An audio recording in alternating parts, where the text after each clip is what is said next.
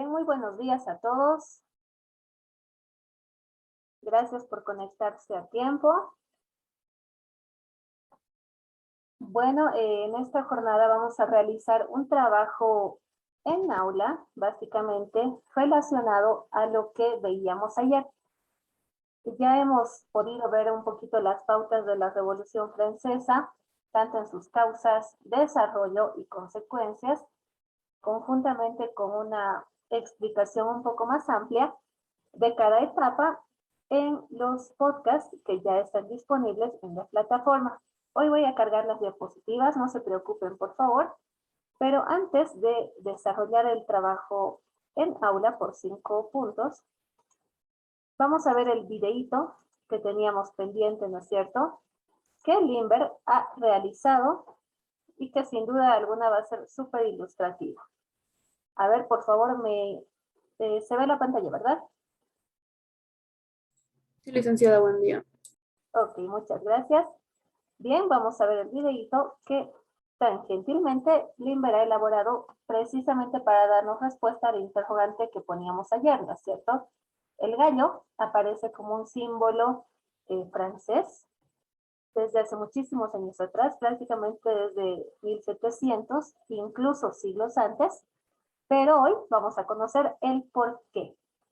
Corre video.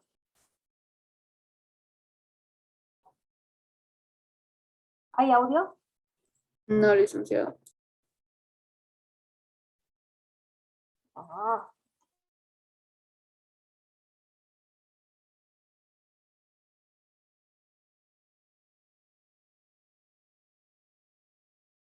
Ahora sí. Hay algunos problemitas con el No, audio. Lice, no se escucha. Bueno, le voy a pasar a lo que es el grupo de la materia, por favor.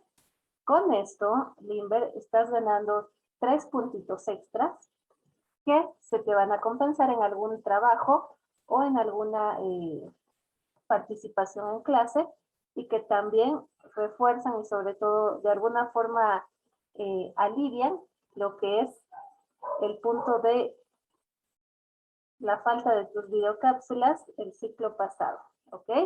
De hecho, ya la calidad se la ve muy buena, así que gracias por el trabajo, Lindbergh, lo vamos a compartir con los compañeros y no es la primera cápsula que vamos a realizar, voy a ir asignando la realización y producción de estas cápsulas para reforzar el contenido de la materia, ¿ok?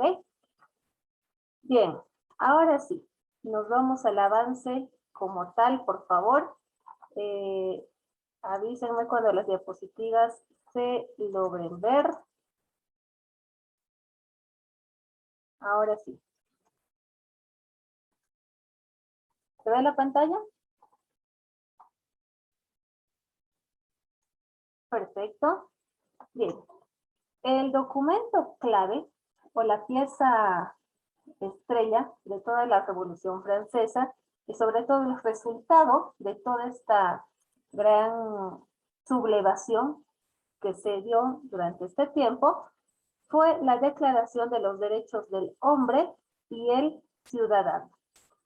En este sentido, vemos que en 1789, precisamente año en el que se desarrolló la revolución, el pueblo francés logró eliminar la monarquía absoluta. Además, 6 meses después de la toma de la Bastilla, la Asamblea Constituyente adoptó lo que es la Declaración de los Derechos del Hombre y el Ciudadano como el primer antecedente de lo que era una verdadera constitución, específicamente para la República Francesa. Nacía una nueva forma de gobierno junto con un nuevo cuerpo normativo que daba mayor prioridad a lo que eran los derechos y libertades del hombre como ciudadano y como ser natural. La declaración se decía que era una expresión de la voluntad general, además de que protegía de cierta forma a la sociedad de acciones dañinas, aseguraba la libertad de propiedad, seguridad y el derecho de resistir a la opresión, Además de que exponía una serie de derechos naturales inalienables, sagrados para el hombre, muy simples, pero también indiscutibles y de validez universal. Esto se decía que beneficiaba, en primer lugar, al mantener la Constitución, también el mantenimiento de una sociedad en armonía y la felicidad individual de cada ciudadano francés.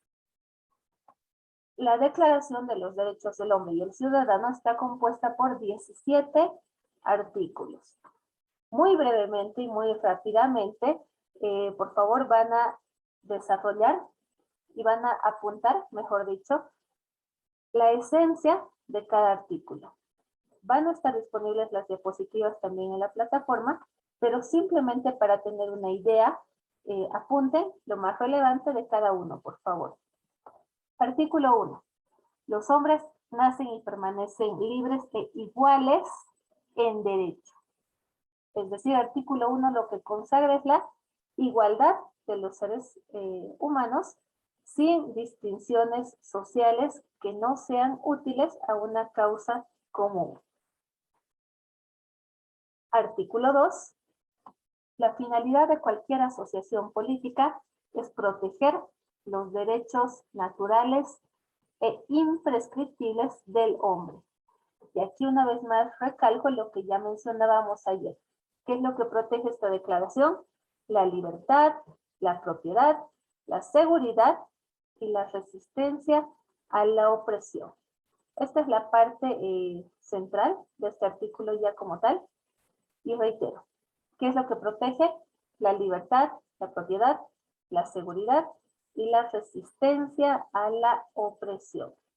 Nos dice que estos derechos son imprescriptibles, es decir, que no tienen una fecha de caducidad, no tienen una fecha de vencimiento, son vigentes por la eternidad, podríamos decirlo así, para dejar bien en claro de que estos derechos no mueren nunca. Siguiente artículo. Artículo 3. La palabra clave en este artículo es soberanía. El principio de toda soberanía reside en la nación. Ningún cuerpo ni individuo puede ejercer autoridad alguna que no emane expresamente de ella. La soberanía entendida como poder popular. Siguiente artículo. La libertad consiste en poder hacer todo lo que no perjudique a los demás. El ejercicio de los derechos naturales de cada hombre tan solo tiene como límites los determinados por la ley. Artículo 4, palabra clave, libertad. En esencia es lo que siempre se dice, ¿no es cierto? Mi libertad termina donde empieza la libertad del otro.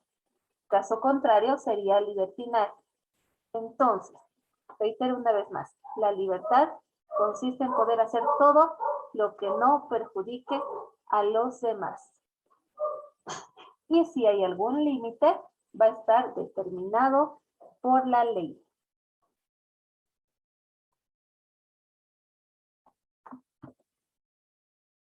Artículo 5.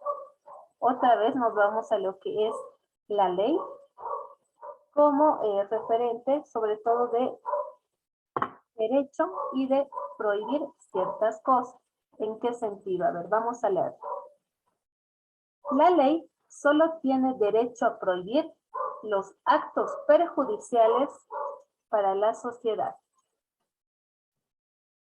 Lo que no esté prohibido por la ley no puede impedirse y nadie puede ser obligado a hacer algo que ésta no ordene. Esto es un poquito enredado, pero la idea es bastante sencilla. Luciana. Gracias, licenciada. Quería acotar algo que hemos llevado en Introducción al Derecho, un poquito para desglosar este enredo de la frase. Es prácticamente lo que no está prohibido, está permitido. Efectivamente, la esencia es eso. El artículo es bastante ampuloso, digámoslo, se escucha bien poético, pero en esencia lo que nos dice es eso, lo que no está prohibido está permitido. Y nadie te puede obligar a hacer algo que no esté en la ley. ¿Ok? Es decir, la única forma de exigir el cumplimiento de algo es por la ley. Y si la ley va a prohibir algo, va a ser aquello que considere perjudicial para la sociedad. ¿Ok? Es decir, no porque esté escrito en la ley se podía permitir cualquier cosa. No, no, no. Solo se podía prohibir actos perjudiciales para la sociedad. Artículo 6. Otra vez, la ley es la expresión de la voluntad general. Es por eso que la ley era tan importante, porque se dice que resumía todo aquello que la sociedad consideraba útil en ese entonces para su progreso. Y aquí pasa algo muy similar a lo que ya veíamos anteriormente y a lo que pasa actualmente.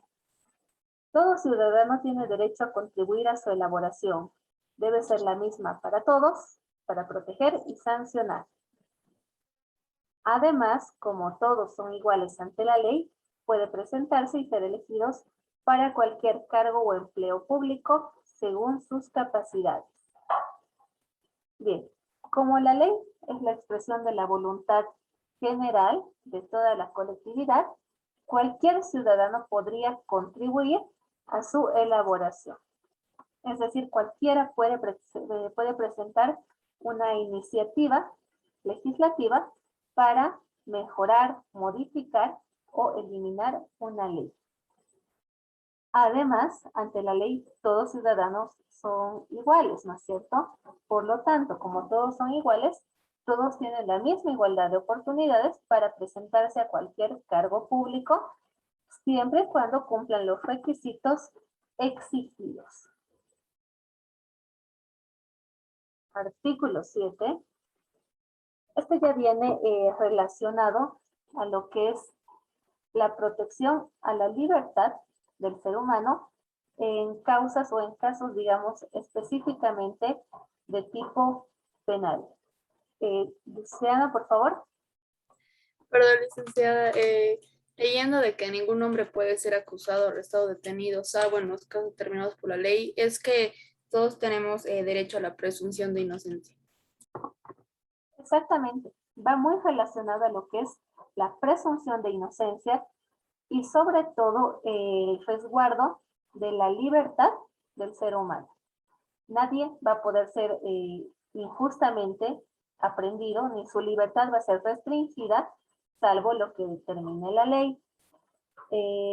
Asimismo, este artículo establece que quienes tal vez soliciten o hagan cumplir algunas órdenes arbitrarias o medias chuecas y van a ser castigados. Y que cualquier ciudadano que sea requerido en virtud de la ley tiene que obedecer de inmediato y se lo consideraba culpable si oponía resistencia. Es decir, en esencia, este artículo lo que muestra también es el poder de la ley y sobre todo el tener que respetar y acatar la ley siempre y cuando se convoque a un ciudadano para favorecer el curso de una investigación o la resolución de un caso.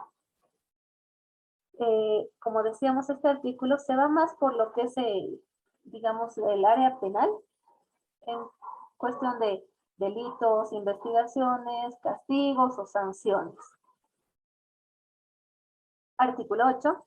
La ley solo tiene que establecer penas que sean necesarias y solo se podía ser castigado en virtud de una ley establecida y promulgada con anterioridad al delito y aplicada legalmente. ¿Qué quiere decir esto? Que para ser castigado o sancionado por algún delito, la pena tenía que ser proporcional al daño causado y también la persona en cuestión ya tenía que saber a qué se atenía. Es decir, no es que ante un delito recién se iba a elaborar una pena y una sanción después. No, no, no. En este tipo de causas, sobre todo de tipo penal, lo que se hacía era juzgar en base a lo ya establecido. ¿Qué es lo que pasa también ahora, no es cierto? Ya hay un código penal, tenemos ciertos delitos, tipos penales bien establecidos y en función de ellos se castigan los hechos presentes o hechos que pudiesen darse en el futuro. La ley ya está marcada, digamos, la cancha ya está rayada y de acuerdo a eso van a venir las sanciones ante posibles conductas que estén fuera de la ley. 9. Acá sí se ve ya de forma muy clara la presunción de inocencia, indicando que cualquier hombre es considerado inocente hasta no ser declarado culpable. Y si era indispensable detenerlo, también era una parte de la norma evitar un rigor innecesario. Con detenerlo era suficiente. Ya incurrir tal vez en torturas o otra serie de daños a la persona era totalmente injustificado y era condenado por la ley. 10. Nadie debe ser incomodado por sus opiniones, inclusive religiosas, siempre y cuando su manifestación no perturbe el orden público establecido por la ley. Este artículo se relaciona con lo que es la libertad de expresión. E incluso podemos ver que se relaciona con la libertad de culto, ¿no es cierto? Por eso menciona que nadie va a ser incomodado ni molestado por sus opiniones, inclusive religiosas. Es decir, de alguna forma se garantizaba el respeto y la libertad de culto siempre y cuando esto no altere el orden público. Artículo 11. Este ya se va mucho más direccionado a lo que es la libre expresión y sobre todo la libre comunicación y transmisión de información. Luciana, por favor. Algo para destacar es que desde esos tiempos sí hay la libertad de expresión, sin embargo, cada quien se hace cargo de lo que dice. Digamos que yo no puedo decir libremente tampoco todo lo que quiero, porque muchas de esas cosas que yo diga pueden tener consecuencias legales. Efectivamente. Por eso es que, por ejemplo, en este artículo, sí respalda la libertad de comunicación para expresar pensamientos, opiniones, hablar, escribir o imprimir algún material, siempre y cuando, ojo, responda del abuso de esta libertad en los casos determinados por la ley. Es decir, se podía o se tenía una cierta libertad de expresión, pero si transgredías los límites de lo correcto o del respeto, ya estabas advertido.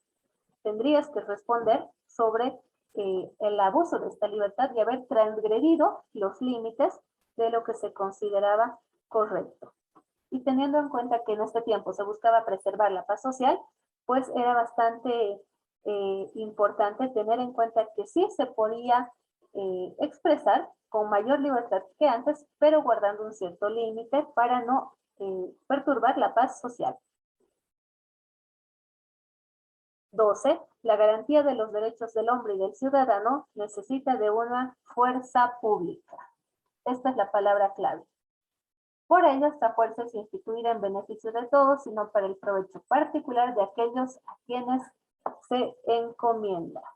¿Cuáles son nuestras fuerzas públicas? Steven.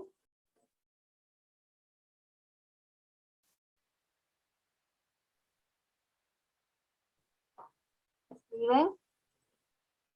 No tengo audio. Ahora sí. Licenciada. ¿Cuáles serán? Licenciada. No sabría decirle. Fuerza pública. ¿Cuáles son las fuerzas públicas de nuestro país? ¿Quién controla el orden? ¿Quién es la fuerza Los policías. coercitiva? Ya, está bien. Anaí, por favor. Licenciada, buen día. ¿También son las Fuerzas Armadas, si no estoy mal? Muy bien. Por esta vez voy a cortar ahí la participación porque la respuesta es evidente. Gracias, Steven, y gracias, Anaí.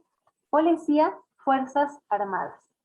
Son los únicos capaces de emplear la fuerza pública y mecanismos coercitivos para mantener el orden.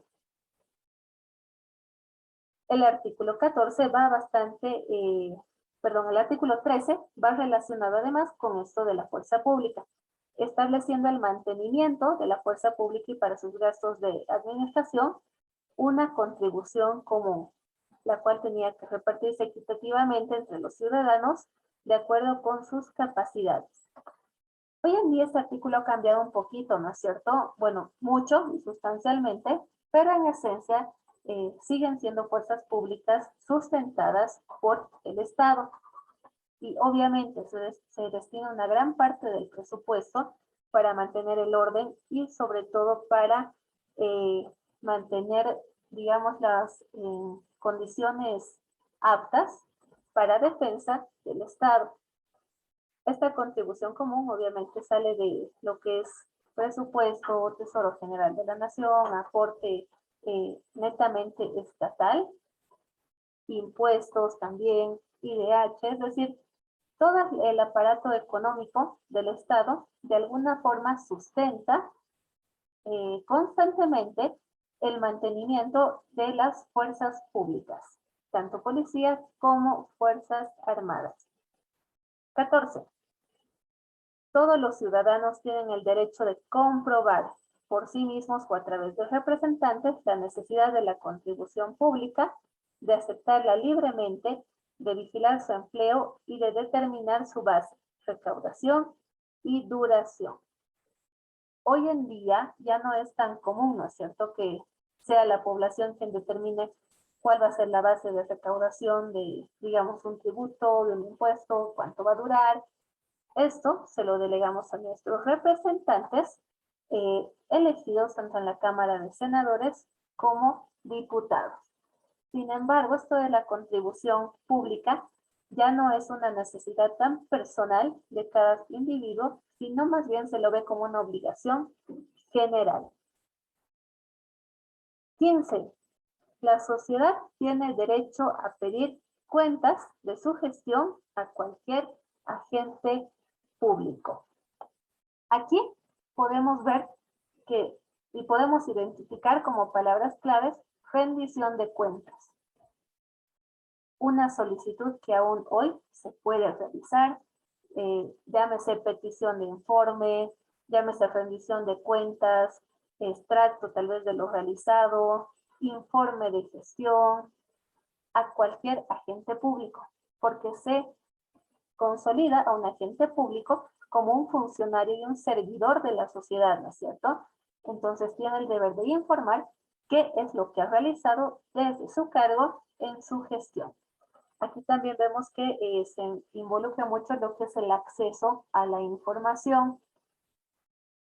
También podríamos relacionarlo con el control social que se ejerce, por ejemplo, desde las juntas vecinales hacia la forma en que la alcaldía les asigna presupuesto, mediante su plan operativo anual. Es decir, hay muchas formas en que cualquier ciudadano puede rendir cuentas a sus autoridades sobre lo que ha venido haciendo en su gestión. 16. Palabra clave de este artículo, separación de poderes. Una sociedad en la que no esté establecida la garantía de los derechos ni determinada la separación de poderes, carece de constitución. Si no tuviéramos un orden o una estructura, poco o nada importaría que tengamos una constitución, ¿no es cierto? Entonces, el objetivo de la constitución es precisamente eso, separar y administrar el poder desde diversos órganos que trabajen individualmente, pero que permitan un desarrollo conjunto. Por ejemplo, en nuestro caso, tanto órgano ejecutivo, legislativo, judicial y electoral trabajan coordinadamente desde, en lo posible, tratando de mantener su independencia, pero sobre todo cumpliendo con los preceptos que la Constitución les atribuye y les faculta. Finalmente, artículo 17, palabra clave, propiedad privada. Por ser la propiedad un derecho inviolable y sagrado, nadie puede ser privado de ella, salvo cuando la necesidad pública, legalmente comprobada, lo exija y con la condición de que haya una justa y previa indemnización.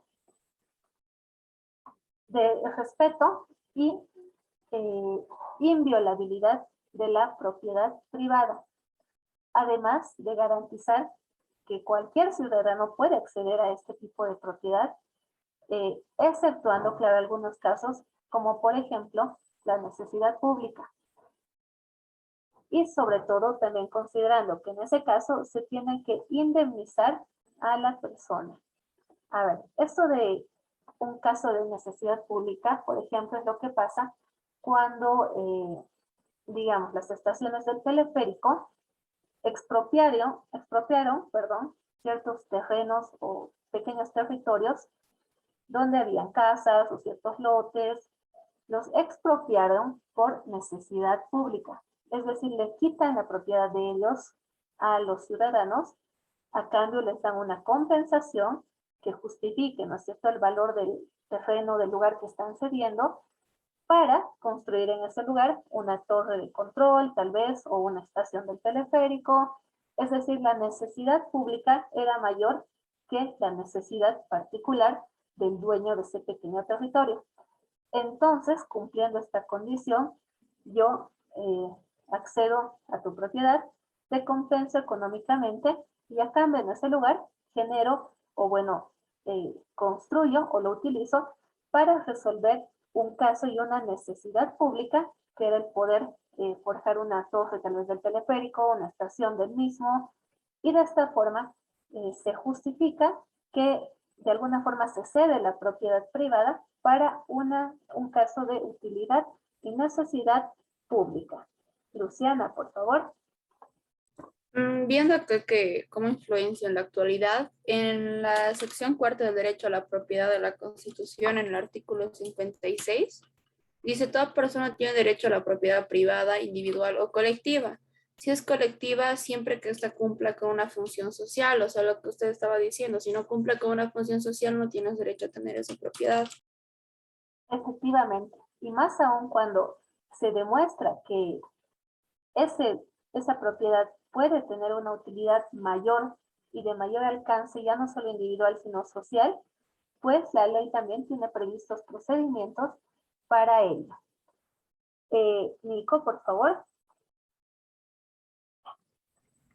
Buen día, licenciada. Es el caso de las propiedades para la construcción de los puentes trellizos y los puentes el puente de las Américas y el puente mellizo.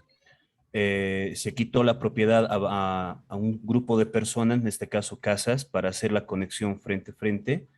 Y bueno, cabalmente lo recuerdo muy bien porque uno de esos lugares quedaba el estudio de José María Criales antes de llegar a la final al puente de las Américas, obviamente para construir este nuevo puente. Entonces ahí es donde se cumple lo que Luciana acaba de mencionar. Efectivamente, esta necesidad de expropiación puede darse a nivel gubernamental, municipal, tal vez a nivel rural también, independientemente de dónde, el procedimiento va a ser el mismo. Bien, ahora sí, ¿en qué va a consistir el trabajito y bueno, la tarea relacionada a estos artículos y sobre todo a la importancia y a la vigencia que tienen desde ese entonces hasta ahora? Pregunta 1. ¿Por qué los principios establecidos en la Declaración de los Derechos del Hombre y el Ciudadano francesa, la Declaración francesa, reitero, por qué estos artículos todavía tienen vigencia en varias legislaciones o cuerpos normativos a nivel mundial? La respuesta me la van a desarrollar en 2 párrafos, ¿ok? ¿Por qué será que todos estos principios, en su mayoría, todavía tienen vigencia o pueden considerarse como válidos o como fundamento de muchas legislaciones a nivel mundial? Primera pregunta. Luciana. Licenciada, una consulta. ¿Tenemos que escribir la pregunta o podemos poner uno y directamente la respuesta? Si les es más cómodo, pueden directamente responder, pero la esencia en sí está, creo, bien resumida en la pregunta.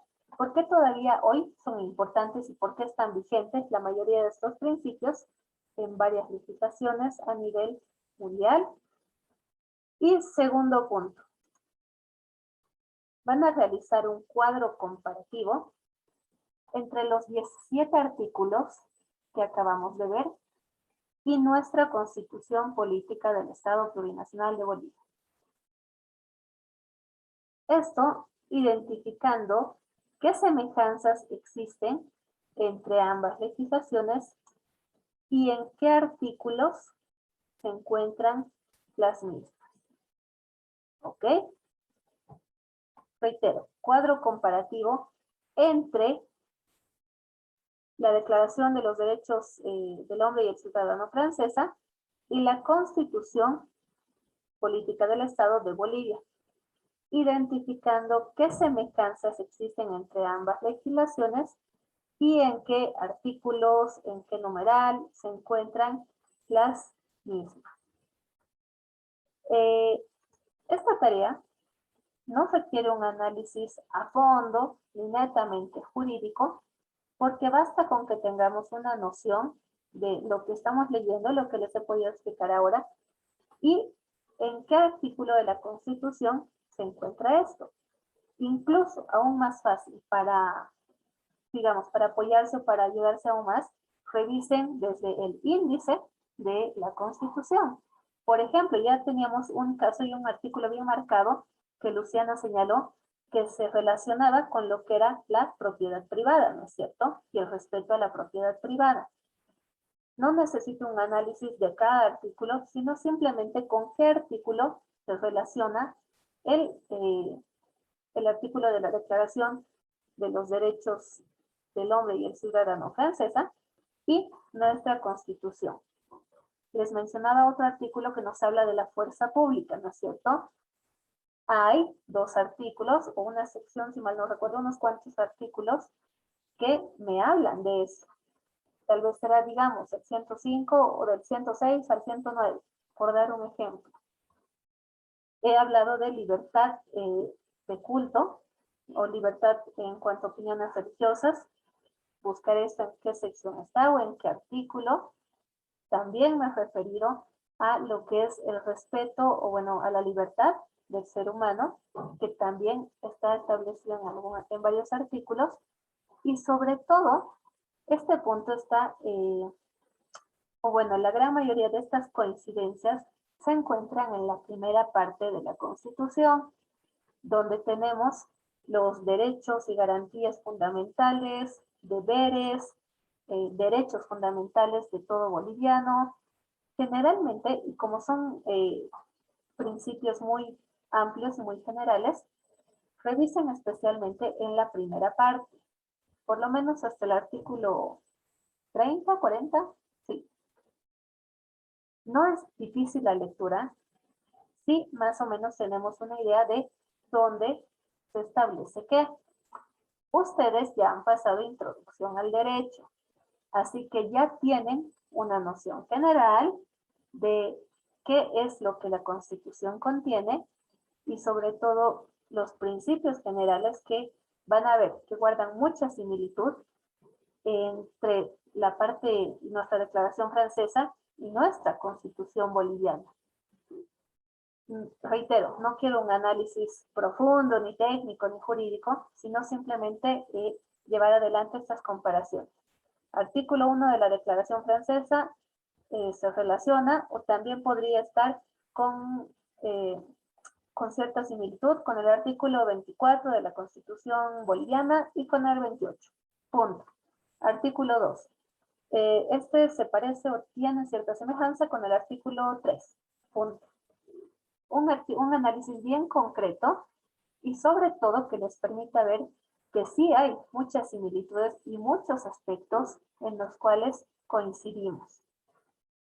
No solamente con nuestro país, sino con otros a nivel mundial. Pero eso ya lo van a contestar de una forma más general en la pregunta 1. El plazo para entregar esta tareita es hasta hoy, a las 8 de la noche. Lo vamos a hacer mediante la plataforma en la opción habilitada para que carguen su documento en Word o en PDF. ¿Ok? Por favor, cuiden su ortografía, corrijan todo lo que es errores sintácticos, puntuación, tengan mucho cuidado en eso. Luciana, por favor. Licenciada, yo lo estaba haciendo a manuscrito porque mi computadora ahorita no da un Word. ¿Será que le puedo pasar la foto?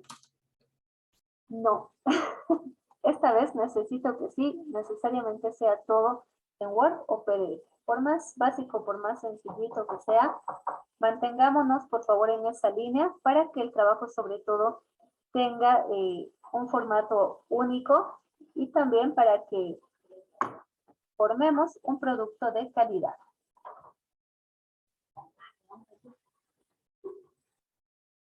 ¿Alguna otra duda? ¿Alguna otra consulta tal vez?